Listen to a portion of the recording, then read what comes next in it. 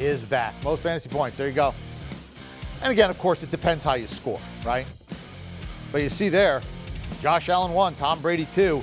Hey, we showed you the stats. Led the NFL in touchdown passes. All-time record for completions.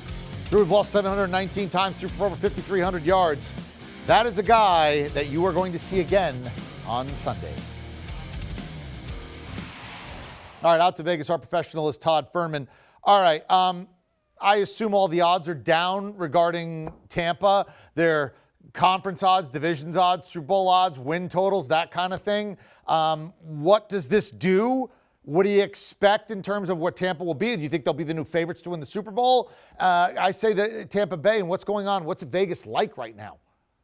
You know, it's interesting because obviously when you have news like this breaks, when you're behind the counter and you're trying to set numbers for the opening of the NCAA tournament, you know it's kind of the Christmas Eve leading up to things, with it being some of the most profitable days for sportsbook on the opening Thursday and Friday. It does give bettors an opportunity who are scouring social media maybe to slip one by the goalie and get down an advantageous price. Last check, the Bucs were the favorite in the NFC South at Caesars, but the reality of it is they'll go from slight favorites to overwhelming favorites given the uncertainty around the other trio of teams. We know the Saints, they're going through a transformation, both from a personnel standpoint on the field and Dennis Allen taking over as head coach. We're trying to figure out what Matt Rule's team will look like and how serious the overtures are being made to bring in Deshaun Watson and bolster the quarterback position. And the Atlanta Falcons, well, plain and simple, they're still the Atlanta Falcons.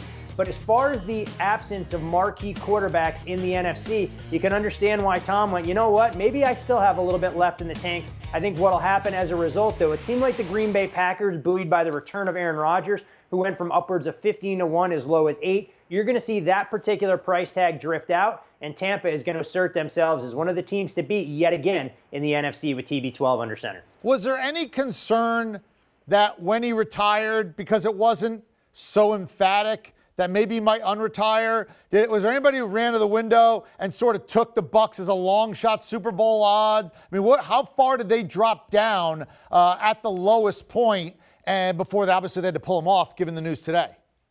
Yeah, the bottom didn't fall out of that number for just the reasons that you mentioned, EK. I mean, I saw some books take a very conservative approach and hang the Bucs, keep them in that 20 to 25 range. Other shops drop them as far as 50-1. And of course, we talk about it all the time. The key to being a great sports bettor is getting the best of the number. How do you do that? You have the best information. So if there were folks that were privy to being inside Tom Brady's inner circle, they were probably moving small amounts for the last 7 to 10 days, thinking that this could be a distinct possibility. But that's the luxury books have about booking futures markets, where there's 32 runners in the National Football League. You have high hold. You can take that wait and see approach. There's no reason to extend odds on Tampa well beyond that 50 or 75 range, thinking that they're going to go through a big time change under center. You take the slow and steady methodology. You don't take on undue liability. And for those folks that had the foresight to see this coming or just had a quick trigger finger, you hope they were able to get down a few bucks to have themselves in a good spot going into the NFL draft, knowing what Tampa has in store in a division that I think really lacked a marquee quarterback other than with Tom Brady coming back. Very quickly, do you expect Tampa to be the Super Bowl favorite when they repost the odds?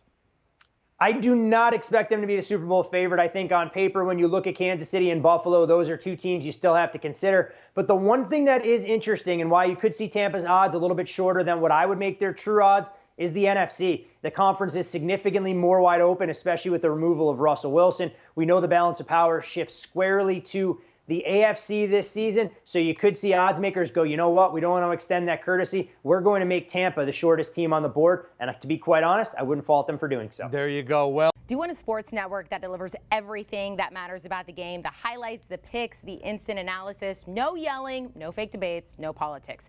Hit the subscribe button and never miss a moment.